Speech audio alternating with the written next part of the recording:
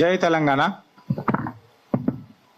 Media మిత్రులకు, సభ అధ్యక్షులకు, నాతోటి మిత్ర బృందానికి అందరికీ నమస్కారం. అన్న, ఈ కేసు ఎట్లా మలుపు తిరుగుతుందని అనేది ఒక పెద్ద కన్ఫ్యూజన్ ఉందన్న. దానికి సాక్ష్యం ఇవాళ ప్రెస్ క్లబ్ల నుంచి మనం మాట్లాడే కంటే ఎక్కువ గౌరవనీయ పెద్దలు రాష్ట్ర ముఖ్యమంత్రి అనుముల రేవంత్ రెడ్డి గారే నిన్న మాట్లాడారు. ఆయననేమో అరెస్ట్ చేసినానంటారు, మనకేమో అక్కడి నుంచి సరెండర్ అని చెప్పి ఒకటి వస్తుంది.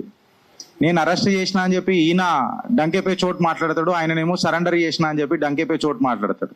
అంటే పవర్ ఆఫ్ ఇన్ఫ్లుయెన్స్ ఇవాళ ఎవరు ఇంక్లైన్డ్గా అవుతున్నది, ఎవరి సొత్తు అవుతున్నది, ఎవరి సత్తాల సర్కారు ఉన్నది అని అనేది అర్థమవుతలేదు. ఒక దిక్కేమో అరెస్ట్ చేసిన కాంగ్రెస్ పార్టీ భారతీయ జనతా పార్టీ నాయకులను దూషిస్తున్నది, ఇటేమో భారతీయ జనతా పార్టీ బీఆర్ఎస్ నాయకులను దూషిస్తున్నారు, ఇటేమో కాంగ్రెస్ పార్టీ నాయకులు ఇంకొకళ్ళని దూషిస్తున్నారు. అసలు కంప్లీట్గా ఈ ఎపిసోడ్లా మైనర్ బాలికకు ఎవరైతే న్యాయం చేద్దామని అనే తరుణం ఆర్ తపన కనిపించుడు తక్కువ, ఇన్ఫాక్ట్ దీన్ని ఎట్లా దఫనాన్ చేద్దాము, ఎట్లా బొందలగడ్డల మీద మూలలు కొట్టేద్దాము అని అనేది క్లియర్ కట్గా కనబడుతున్నది. ఒకసారి మీరు ప్యాటర్న్ తీసి చూస్తే నిన్న గౌరవ ముఖ్యమంత్రి మాట్లాడిన మాటలలో కూడా మేము ఇమ్మీడియట్గా ఎఫ్ఐఆర్ చేసినాము అని అన్నారు. ఇమ్మీడియట్గా ఎఫ్ఐఆర్ కాలేదన్నా. అగర్ సీసీ ఫుటేజ్లు ఇట్లా తీసి మొత్తం చూస్తే తల్లిదండ్రుల కారు ఎన్ని గంటలకు వచ్చింది, ఎన్ని గంటలకు పోయింది, అక్నాలెడ్జ్మెంట్ 12:45 లేదా 12:30 అక్నాలెడ్జ్మెంట్ ఇచ్చారు. నెక్స్ట్ డే ఎఫ్ఐఆర్ అయింది. అంటే సుమారు నాకు తెలిసి 11-11:30 ప్రాంతంలో ఎఫ్ఐఆర్ అయింది. Of course back dated FIR అయింది. నిన్న పెద్దలు రేవంత్ రెడ్డి గారు మాట్లాడుకుంటే ఏమని అన్నారంటే, ఇమ్మీడియట్గా మేము మళ్ళీ స్టేట్మెంట్ రికార్డ్ చేయడం జరిగింది అని అన్నారు. ఇమ్మీడియట్గా కూడా స్టేట్మెంట్ ఏం రికార్డ్ చేయడం జరగలే. నాకు తెలిసి if I'm not wrong it has been more than 48 hours statement record అయ్యింది. దాని తర్వాత మెజిస్ట్రేట్కి నాకు తెలిసి 2 days బ్యాక్ మెజిస్ట్రేట్ దగ్గరికి పంపించిండ్రు. So there had been a lot of procedural lapses. ఏదైతే ప్రొసీజరల్ ల్యాప్సెస్ జరిగినాయో ఈ కేసులో నాకు తెలిసి ఇది ఒక పెద్ద step to step case study అవుతుంది. అండ్ పోలీసుల మీద కూడా అత్యంత ప్రెషర్, మామూలుగా కూడా కాదు. ఇంకొక విషయం ఏంటనంటే, బండి భగీరథ్ ఎవరైతే సంతకాలు చేసిండు కదా, ఆ సంతకాలలో కూడా మిస్ మ్యాచ్లు జరిగినాయని సోషల్ మీడియా హోరెత్తిపోచింది.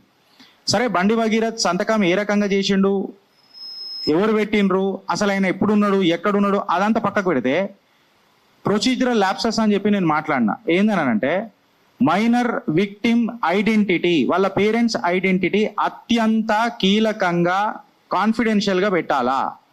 అట్లాంటిది సోషల్ మీడియాలో సర్కులేషన్ ఎట్లయింది, ఇష్టం వచ్చినట్టు దాని మీద డిబేట్లు ఏ రకంగా జరిగినాయి. నువ్వు డిబేట్లు చేసుకుంటే చేసుకో, కాకపోతే వాళ్ళ ఐడెంటిటీ పెట్టి కొన్ని ఛానళ్ళు అయితే ఇగో వీళ్ళని బయటికి చూపిస్తే ఇంకొకళ్ళు మోసపోరు అని చెప్పి మాట్లాడుతున్న వాళ్ళు జర్నలిస్టులు అవుతారా?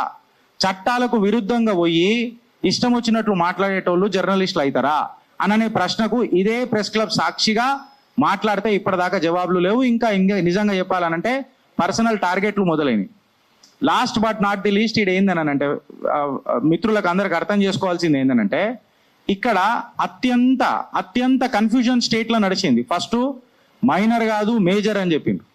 అవన్నీ నేను నిర్ధారించినాక మేము ఇవన్నీ చూసుకోవాలి కదా అని అన్నారు.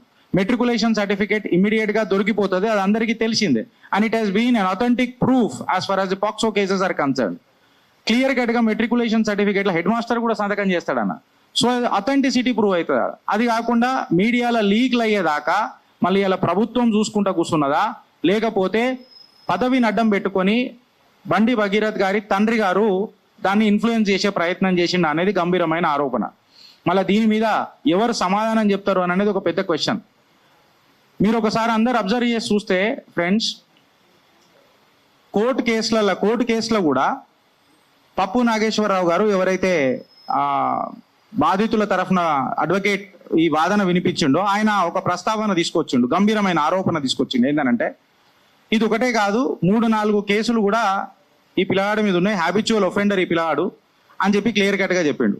నిన్న మన మిత్రుడు బక్కా జాక్సన్ గారు కూడా తన వీడియోలో ఒక మాట అన్నాడు. ఇబ్రాహీంపట్నం మంగల్పల్లి భారత్ కాలేజ్ దగ్గర న్యూడ్గా ఎవరు దొరికిండ్రు, ఆ కానిస్టేబుల్ పేరు ఏంది నేను బయట చెప్పాలా, లేకపోతే భారతీయ జనతా పార్టీ ఆ నాయకులు ఎవరు ఈ కేసుని దఫనాంచిండ్రు, 2024 పార్లమెంట్ ఎలక్షన్స్ ముందు జరిగిన ఘటన అని చెప్పి క్లియర్ కట్ గా ఆదిపట్ల పోలీస్ లిమిట్స్ లో జరిగిన ఘటన అని చెప్పి క్లియర్ కట్ గా కూడా గంభీరమైన ఆరోపణలు మాట్లాడడం జరిగింది. ఇవన్నీ జరుగుతున్న తరుణంలో పవర్ ఆఫ్ ఇన్ఫ్లుయెన్స్ అనేది ఎంత పెద్దగా ఉంటుందో మనం అందరం ఆలోచించాలి. ఇవాళ సరెండర్ అయినరా, అరెస్ట్ అయినరా అని ముఖ్యమంత్రి చెప్పలేకపోతున్నాడు. మేజరా మైనరా అని చెప్పి మాట్లాడుతూ 8 రోజుల పాటు నత్తనడక నడిపించి దాని తర్వాత విక్టిమ్ ఐడెంటిటీ మొత్తం బయటికి డిస్క్లోజ్ చేసిన తర్వాత వాళ్ళ మీద కేసులు పెడుతున్నా అని చెప్పి అలా మాట్లాడుతున్న ప్రభుత్వానికి రూల్స్ ప్రొసీజర్స్ తెలుసా? చట్టాలను గౌరవించే పెద్ద మనుషులే ఇవాళ చట్ట విరుద్ధమైన పనులు చేస్తుంటే ఇవాళ మనం చూసుకుంటూ కూర్చుందామా అనేది ఒక పెద్ద ప్రశ్న. ఇది కాకుండా ఇవాళ ప్రతి ఒక్కళ్ళం సాక్ష్యం ఏం కావాలనంటే ఇది నిష్పక్షపాతంగా దర్యాప్తు జరుగుతుందా? కంప్లైంట్ కౌంటర్ బ్లాస్ట్ కంప్లైంట్ అని అంటాం కదా మనం. ఏదైతే 8 గంటలకు బాధితుల తరఫునది 8 గంటలకు రిజిస్టర్ అవుతుంది, బండి భగీరథ్ 5 గంటలకు రిజిస్టర్ చేసేస్తాడు కరీంనగర్లో.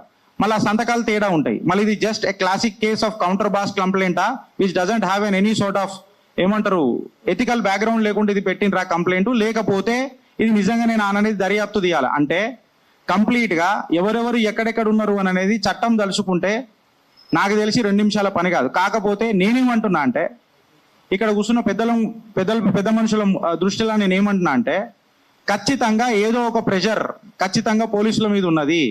మీరు పోలీసులని నిష్పక్షపాతంగా దర్యాప్తు చేసే ఆస్కారం ఇవ్వగలుగుతారా? ఇస్తేనే ఇవాళ ధర్మం దూరం మాట ఆ బాలికకు న్యాయం దొరుకుతుంది.